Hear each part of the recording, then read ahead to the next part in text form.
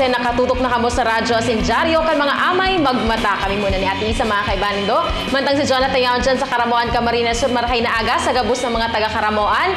Mga kamag-anak mo. Mga kamag-anak ko, yes. Alarcon family dyan sa ED. Hello, good morning. Iriba na kita sa loob ng 45 minutos na siksik sa mga bareta asin impormasyon. Asin mga kapamilya, bati yun muna kamo ni Sarong. Maray na aga, kapamilya.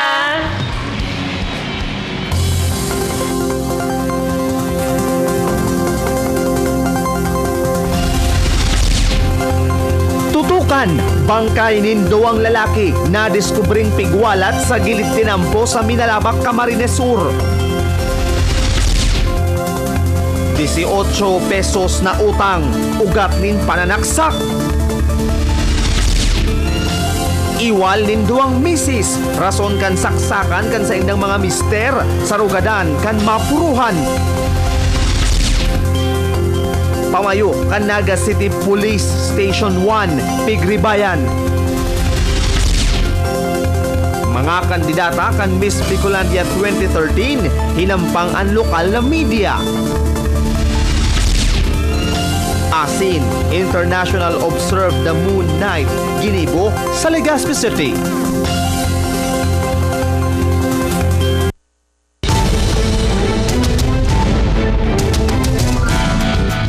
Duwang lalaki ang tadtad nin tama nin balay winalat sa tinampukan Barangay Baliwag Nuevo, Minalabak, Camarines Sur. Yan sa News Patrol ni Riza Mosta.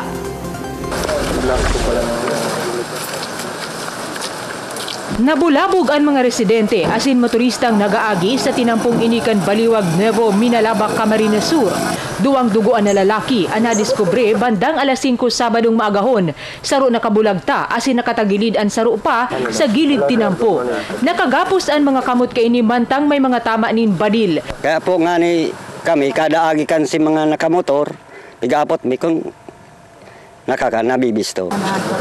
Tulong basyo asin sarong slag nin kalibre 45 ang nahiling man sa pinangyarihan. Sa investigasyon kan Soko, 4 ang putok ang nadangog sa lugar. Duman ini binadil sa crime scene mismo. Ang saro sa tagiliran sa kasaliog sa daghan, kung sarong biktima may tamaman sa sa payo.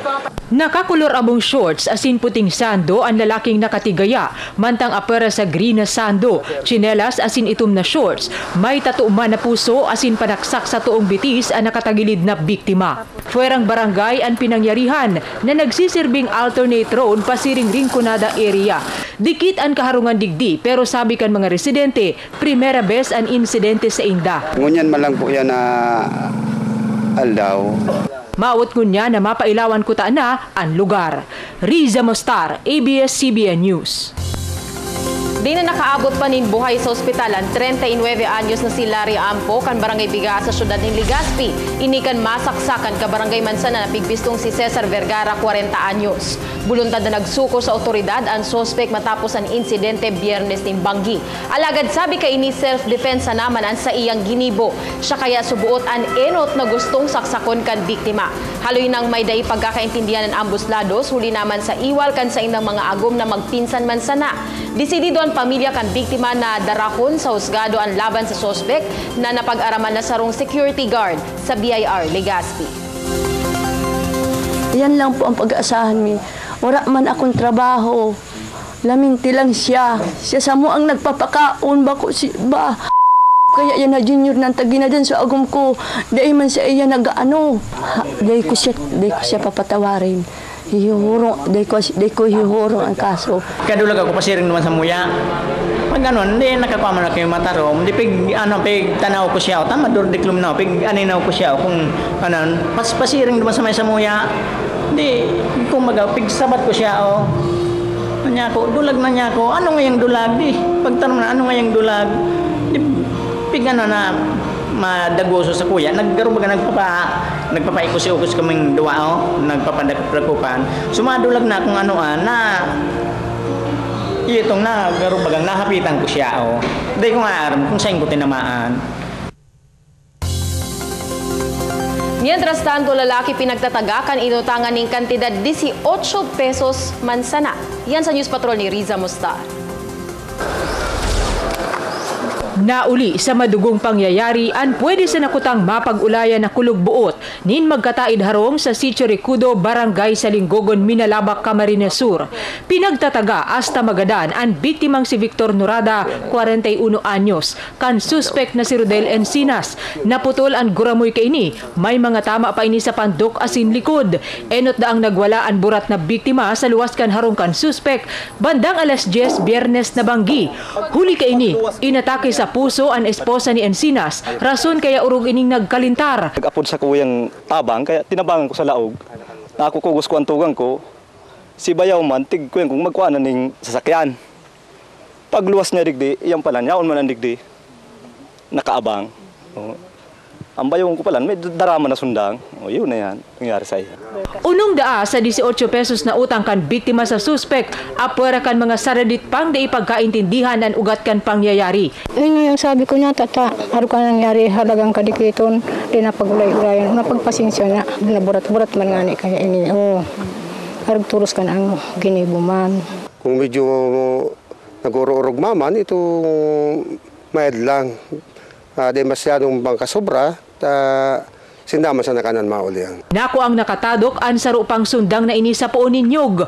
Gamit ko ta ini kan biktima na posibleng nalingawan ilaag sa sarungan pagsugod sa luwas kan harungkan suspect. Nakakadulag si Encinas na sigun sa paryente, masuko man sana sa mga masunod na aldaw. Riza Mostar, ABS-CBN News. Sinakyada kan pulisya sa sarong-harong sa Barangay Cormidal, Tabaco City, bandang alas 4 kasulmang hapon. Uli naman sa search warrant na ipinaluwas kan korte kontra sa nakaistar digdi na si Rex Ignacio. 7 plastic laogan tigtutubudang shabu asin mga drug paraphernalia ang na-recover kan pulisya sa operasyon. Haloy nang nasa watchlist kan Tabaco PNP ang suspect na nagpapabakal subuotin illegal na droga sa syudad. Dagos man na inaresto kan PNP ang duwang lalaki na naabutan sa harong kan suspect durante kan operasyon na pigbistong sinda Aris Rosero asin Rovic Bordarais. Naaktuhan kaya ang mga ini kan otoridad na nasa laog kan kwarto kan suspect na pigtutubudang imbuelto man sa illegal na transaksyon. Nagbinakagulang ito, magamit nga kami tulo. Dahil bira lang naman akong pabakal. Bira man lang. Madulag ko tanalo na din motorsiklo kan pagdudahan kan pulisyaan kaibang hiro nin tulong kalalakihan sa Barangay La Opinion na Buac, Camarines Sur alas 9:30 Biyernes nin banggi. Alagad nasulod o nahabol kan otoridad ang saro sa indan na si Reynaldo Fitil alias Batot, 44 anyos. Kan rikisahon na ako asa iyaan kabangang bulto asin duang sadit na sachet lamanan pigtutubod ang shabu. Sa karkulukan kantidad 13,000 pesos ang mga ini. Kinakaatubang na kan sospek ang kaso manungod sa illegal drugs na nagsayuman naman magpahayag sa kamera.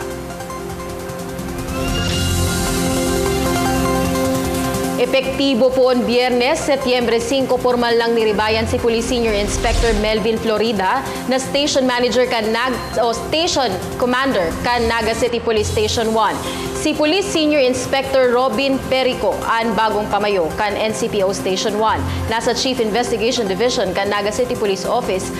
Dati si Perico na pigrekomenda mismo ni Florida na iyon magsangli sa iya.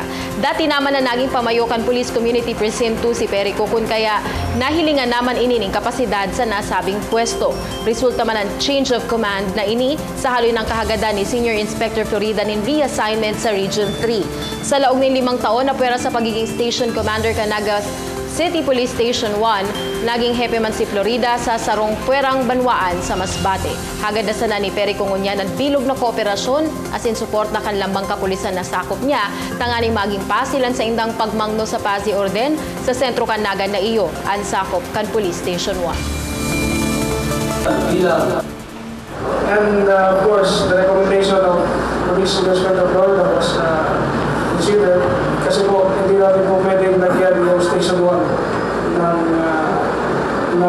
kung sino-sino na ng officer because as what was mentioned, it is the center of Naga City. What happens in Station 1 is a reflection of the whole of Naga City. Dapat talaga kapag station commander ka, yung creativity, yung iyong skill sa investigation and how to catch these criminals. Kasi ang criminal is nag-evolve din sila. pinag-aaralan din nila ang strategy ng police para makaligtas sila. So as the station commander, kailangan meron ka rin mga gagawin para hindi ka nila maisahan. Kailangan mas magaling ang police kaysa sa mga kriminal. Naga City Police Office, dated September 5, 2014, I hereby assume the position as OIC, Police Station Number 1, NC4, effective this date. I sign.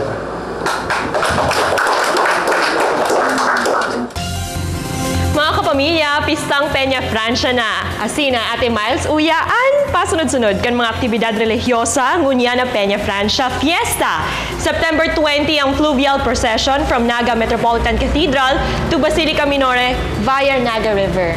As in September 21, ang Solemnity of Our Lady of Peña Francia. September 22, ang second Peña Francia Short Film Festival Awards Night sa Universidad de Santa Isabel Auditorium.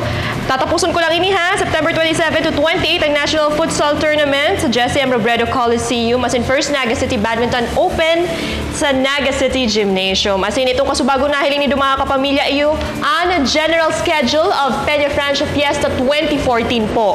September 8 ang Day for the Sick and Elderly. September 9, Day for the Poor and Prisoners. September 10, Day for the Priest and Seminarians. September 11, Day for the Government Leaders and Workers. September 12, Feast of Divino Rostro, Traslacion Procession. September 13, Day for the Youth. September 14, Day for the Religious and Seminarians. September 15, Day for the Children. September 16, Day for the Educators, Teachers, and Media Practitioners. September 17, Day for the Sick, the Elderly, and Health Workers. September 18, Day for the Poor and the Prisoners. September 19, Day for the Priests.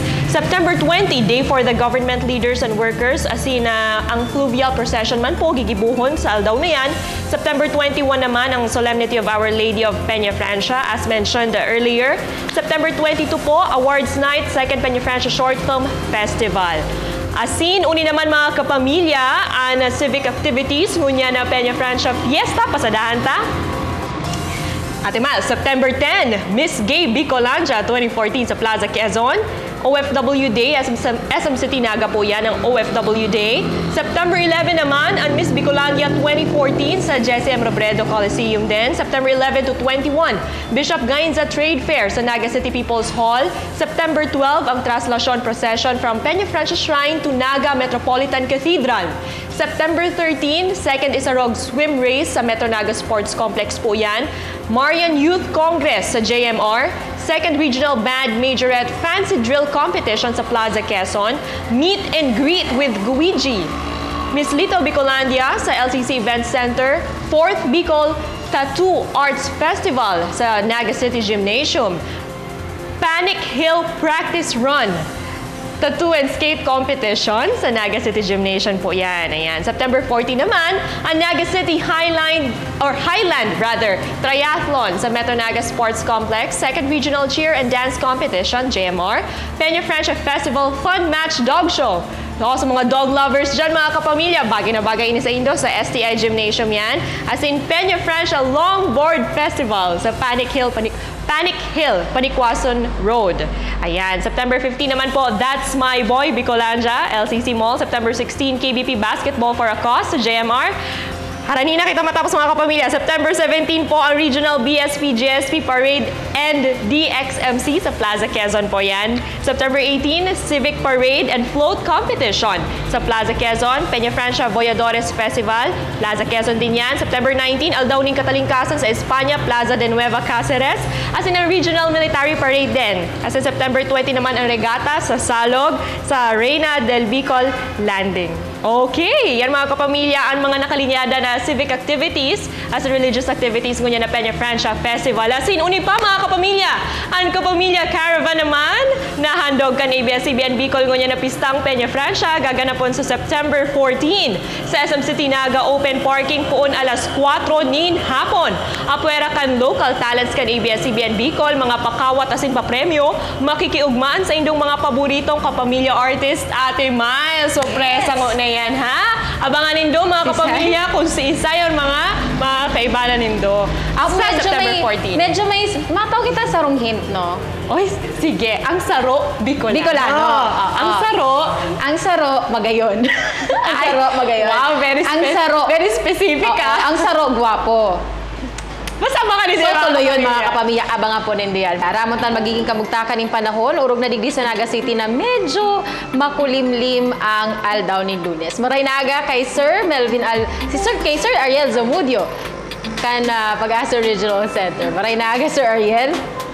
Maray na aga mo po. Para sa update sa magiging kamugtakan kan sa tuyang panahon sa maghapon, nakakaapekto ang habagat lalo na sa sulnupan na parte kang Luzon asin Visayas. Ang Kabikulan magkakaigumaning mapanganuro ng kalangitan na minsan may mga maluya hanggang sa moderatong pag-uran asin pagkikilat pagtaguldol. Maluya hanggang sa moderatong duros ang maghahali sa sursulnupan asin ang mga kadagatan magiging banayan hanggang sa moderato ang pag-alon. Tinatay agwat kan temperatura sa maghapon, pon 26 hanggang 32 antas kan sentigrado. Ang saldang nagsirang alas 5:34 ngunyan na aga, asin masulnop at yan alas 5:52 nin hapon. Halidig di sa Pag-asa Legazpi, Ariel Zamudio, salamat po. Mabalo Sir Ariel Zamudio sa weather forecast na yan. Mientras tanto,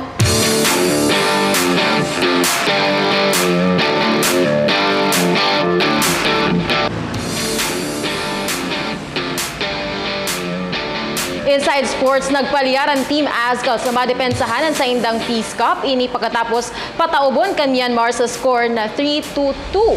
Sa kawat nagilibo sa Rizal Memorial Stadium kan weekend. 2 consecutive years na ang pigkakaputan kan Azcals ang Peace Cup. Sa ngunyan balik ensayo ang grupo para naman sa Suzuki Cup.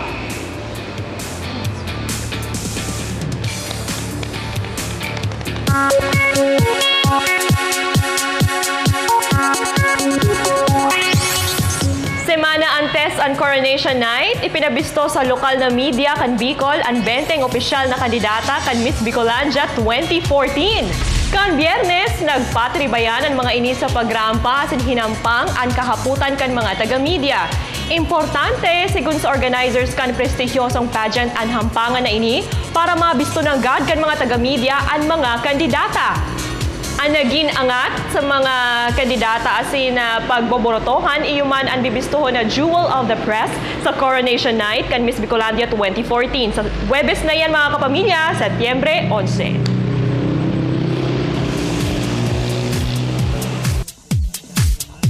Tanto, nagbubukas na ning pinto ang talent search na The Voice of the Philippines sa mga naging contestants kay ni. Kanakaaging bulan, magkasunudang nagluwas ni debut albums sinda The Voice of the Philippines winner Mito Yunting asin si third placer Janice Xavier. Ngunyan, saro naman na finalist sa live show o reality show ang nag-release kan sa iyang debut album sa iraro mismo kan sa iyang mentor sa The Voice. Ini si Jessica Reynoso kan Team Apple asin ang sa iyang career single and Just Like You, igwananin 18,000 views sa YouTube. Apwera sa debut album, sa roman siya sa mga naging song bees, kan mabalik sa September 16 na kapamilya show na Singing Bee. She sings when I'm inspired. Oh, yeah, you. Only you. Natin pwedeng dumadalan. Uy, apwera kayan, no? Ano? Ang ang rendition ni Venus Rakam Bicolana ng ay ang galing. Beauty queen na ngunyan singer na pwedeng dumahiling sa YouTube. Kung maka-second voice lang ang lola mo. Kung maka-second galing. Voice lang.